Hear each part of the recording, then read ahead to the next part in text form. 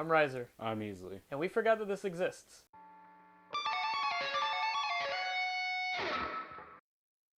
Alright, so the intro track, Melancholy, right out of the gate, easily one of the best Shadow of Intent songs I think they've put out ever. Had me right from the get-go.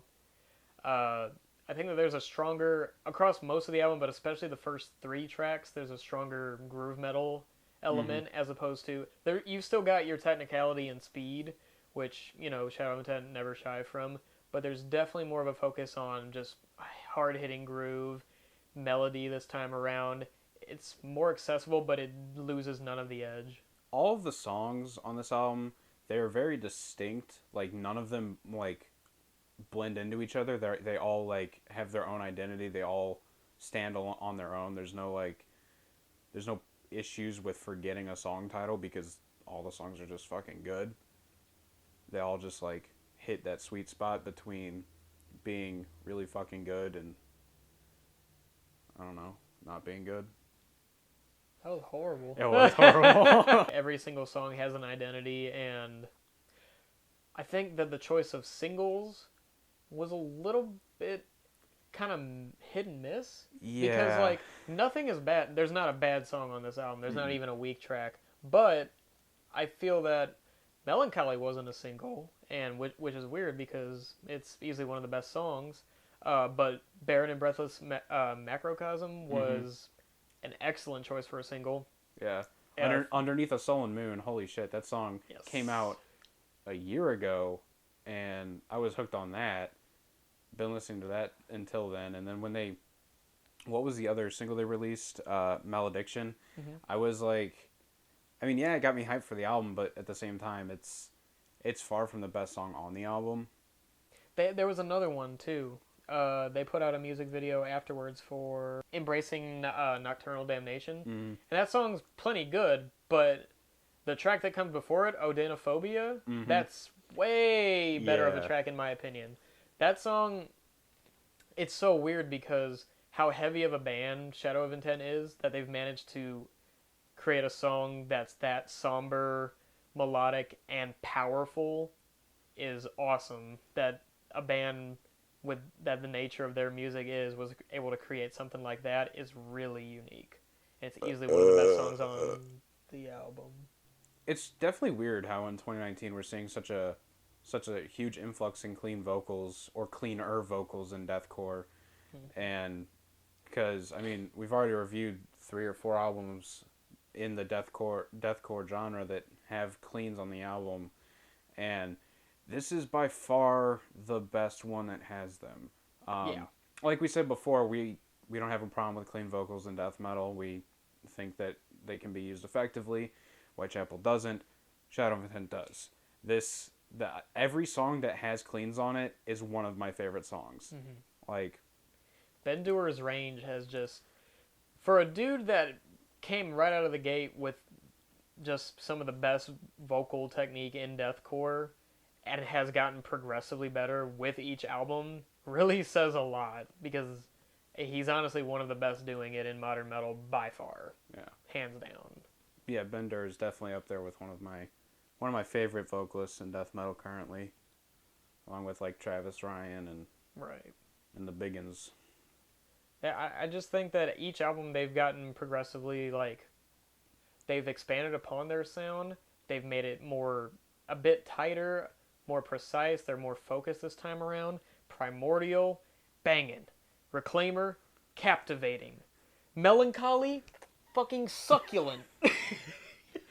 Yeah, it's great because after each one of their albums have released, I've said to myself, I don't know how they can beat this album. It's so fucking good. They, in my opinion, every single one of their albums are perfect, 10 out of 10s.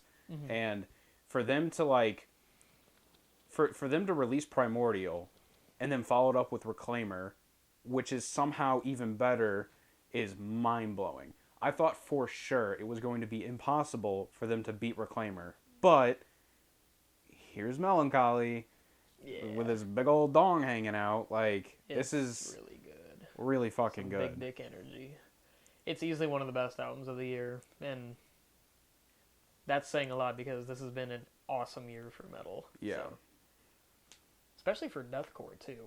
Yeah, deathcore for sure this year. Yeah, the instrumental track, the dreaded Mystic Abyss, probably the most different Shadow of Intent song they've ever done. They've got a bit of a lineup change this time around, which obviously has probably a lot to do with it, because that song is the furthest I would say Shadow of Intent has gone into progressive metal territory, because it's a long ass song. It's got odd time riffs. You've got riffs that aren't really used in deathcore. There's almost sort of like Dream Theater-esque riffs that begin the song that go into your more traditional deathcore brutality. And to have that kind of diversity, like we said, each song is unique.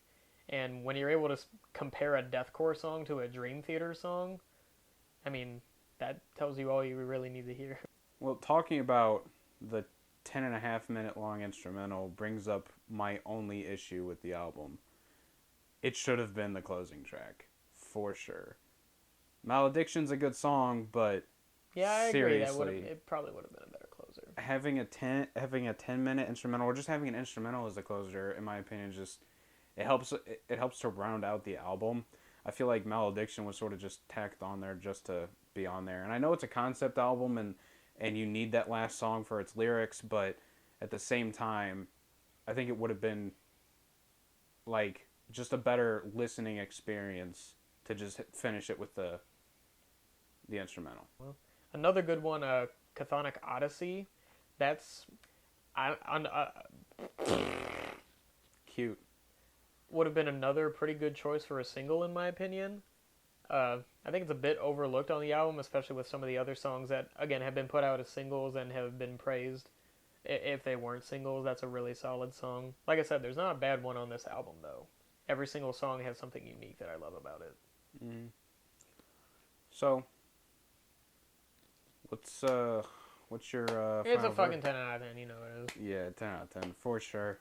I think that like the combination of the experimentation and the clean vocals really helps add to the listening experience. And Shadow of Intent can write a concept album like no other. This album fucking rocks. It's the first one that's not about Halo. Yeah, first one that's not about Halo, which I mean, good for them for branching out, but at the same time, I need my Halo lore fix. So, get back to it, boys.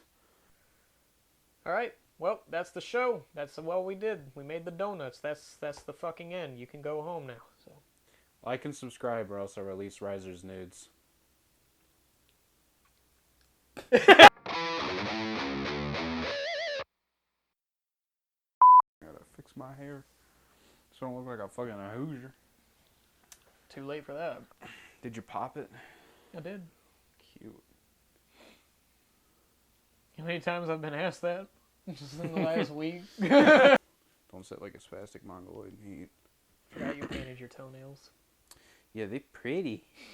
Oh, they pretty. Got them crack toes. Jesus Christ. You got a coke thumb. You got a coke thumb for a big toe. You want me to start? Sure. We're fat and lazy. Say that again. We fat and lazy. When Ben Door said, that hit me. I felt that. I felt that. It resonated with me. Sound is sucky.